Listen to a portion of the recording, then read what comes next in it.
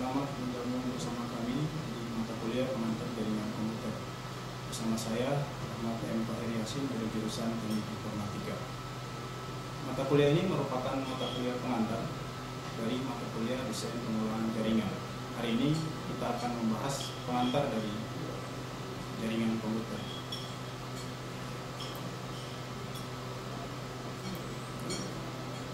Definisi dari jaringan komputer pada awalnya hanyalah jaringan komputer yang menghubungkan dua atau lebih komputer. Namun sekarang definisi itu berkembang, tidak hanya menghubungkan komputer, namun sudah secara tidak langsung menghubungkan manusia dengan manusia di seluruh dunia. Untuk lebih singkatnya, mari kita lihat video berikut ini.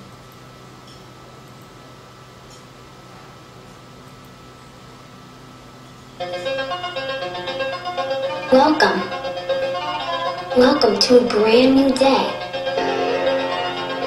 A new way of getting things done. Welcome to a place where maps are rewritten and remote villages are included. A place where body language is business language. Where people subscribe to people, not magazines. And the team you followed now follows you.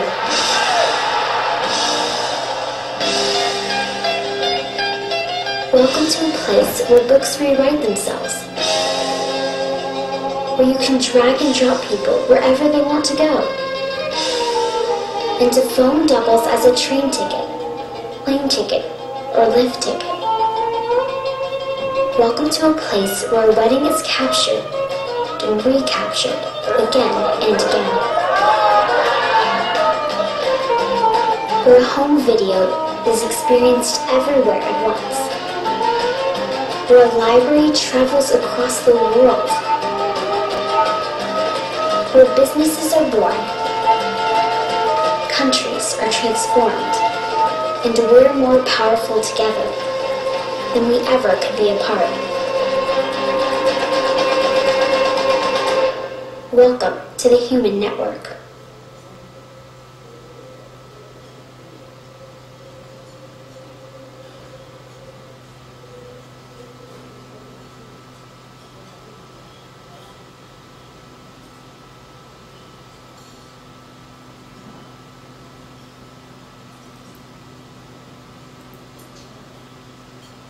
Sebelum kita berbicara jaringan komputer lebih lanjut, maka perlu kita bicara tentang komunikasi. Jadi, di dalam komunikasi ada 3 hal yang perlu kita perhatikan. Yang pertama adalah metode. Sebelum komunikasi itu dapat berlangsung, maka kita harus menggunakan metode yang sama. Oke, kita bisa lihat gambar berikut ini, bagaimana antara si penerima dan pengirim itu menyamakan metode yang mereka gunakan. Kemudian hal yang kedua adalah bahasa. Jadi komunikasi akan berjalan dengan baik jika mereka menggunakan bahasa yang sama. Jadi si penerima dan si pengirim itu menggunakan bahasa yang sama. Dan yang ketiga adalah konfirmasi. Konfirmasi ditujukan agar tidak terjadi kesalahpahaman. Di dalam komunikasi jaringan komputer diperlukan konfirmasi, sehingga apa yang disampaikan oleh si penerima, si pengirim akan dipahami dengan jelas oleh si penerima.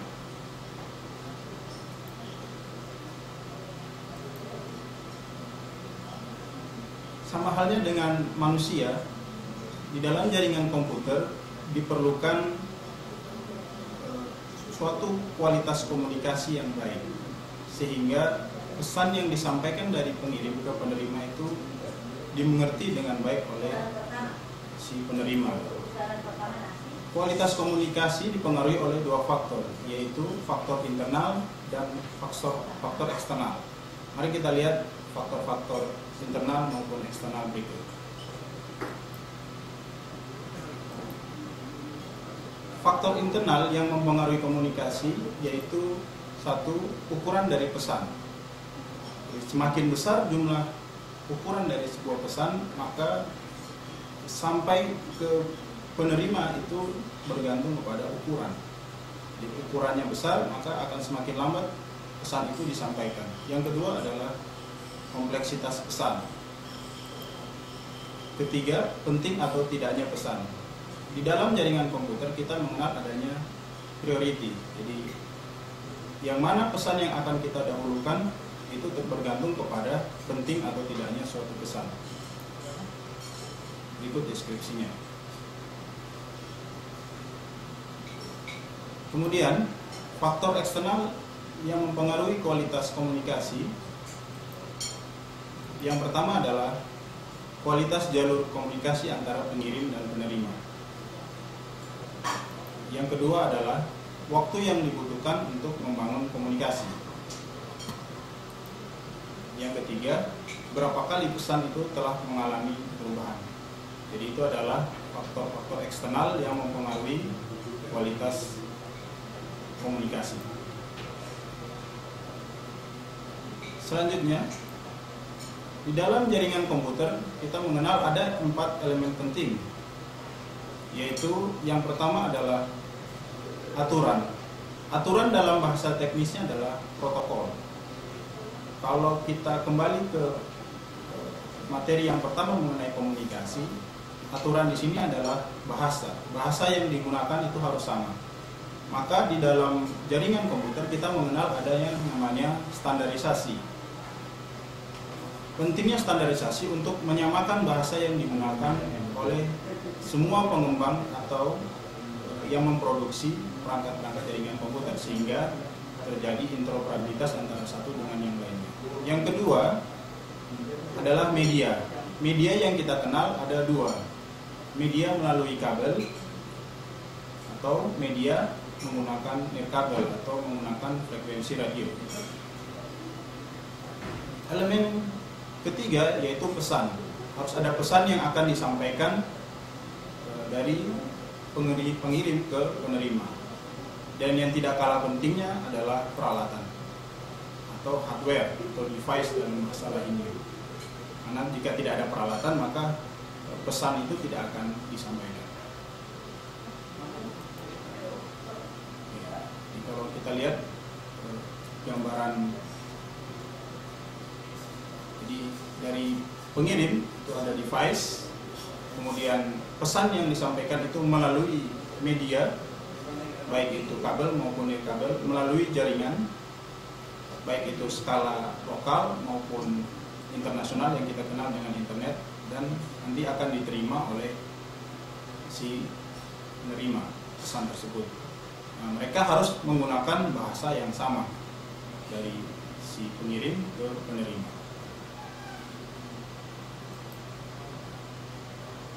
Baik, selanjutnya kita akan lihat sebenarnya di mana manfaat jaringan komputer. Ini adalah satu contoh mengenai desa kecil yang telah menggunakan jaringan komputer sehingga desa mereka bisa dikenal secara luas di dunia maya.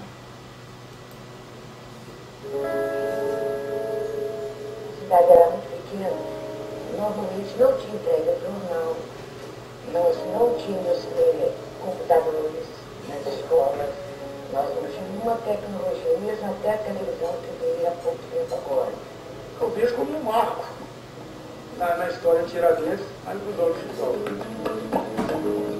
Você inova com uma nova tecnologia, novos equipamentos, conserva porque são equipamentos de baixo impacto visual e integra toda a população ao resto do mundo.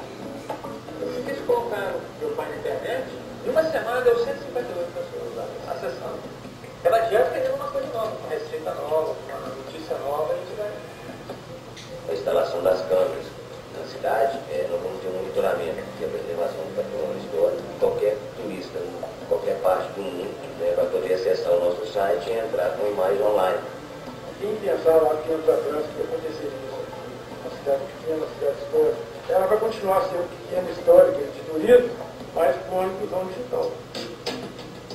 Às vezes a pessoa faz o exame aqui, não precisa mandar a pessoa no médico olhar, a gente através da internet, a gente passa o resultado dos exames e de lá vem qual vai ser o atendimento dela aqui. Mudou o interesse no potencial. É porque a gente fala, se não sabe escrever, não vai poder mexer no computador. Aí estão mais interessados em material. Dá vida pra gente.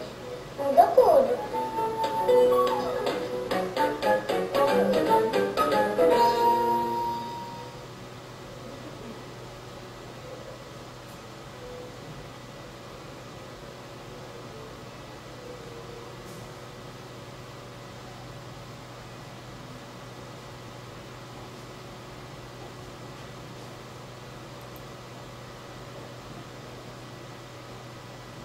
Baik, itu tadi video tentang manfaat jaringan komputer.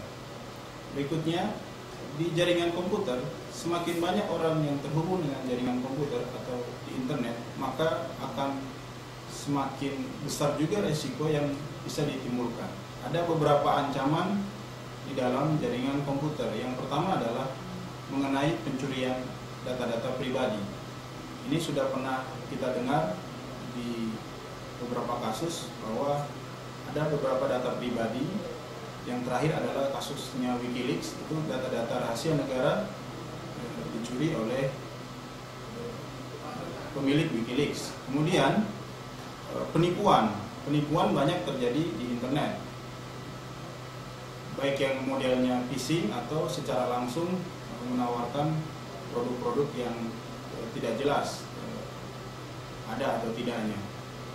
Yang ketiga adalah persaingan usaha secara ilegal. Jadi banyak kita dengar kasus-kasus mengenai persaingan di dunia usaha yang menggunakan trik-trik licik, ilegal, yang kebanyakan kita kenal dengan istilah hacking website. Jadi website suatu perusahaan di-hacking oleh perusahaan lain, yang disewa oleh perusahaan lain, sehingga para konsumen di perusahaan tersebut tidak bisa mengakses website-nya. Dan ada banyak lain yang terkait dengan data di jaringan komputer. Jadi itu adalah beberapa ancaman yang bisa saja muncul di jaringan komputer. Oke, jadi kesimpulan pada kuliah pengantar hari ini, yang pertama adalah jaringan komputer membuat manusia bisa saling berhubungan di seluruh dunia. Tidak hanya komputer, tapi secara tidak langsung manusia itu dihubungkan menggunakan jaringan komputer. Yang kedua, jaringan komputer itu harus kita kaitkan dengan komunikasi. Yang ketiga, komunikasi dapat dikatakan baik jika pesan yang disampaikan dapat dimengerti oleh si penerima. Jadi si pengirim mengirim pesan itu harus bisa dimengerti oleh penerima dengan baik. Yang keempat, komunikasi itu dipengaruhi oleh dua faktor, yaitu faktor internal dan faktor eksternal.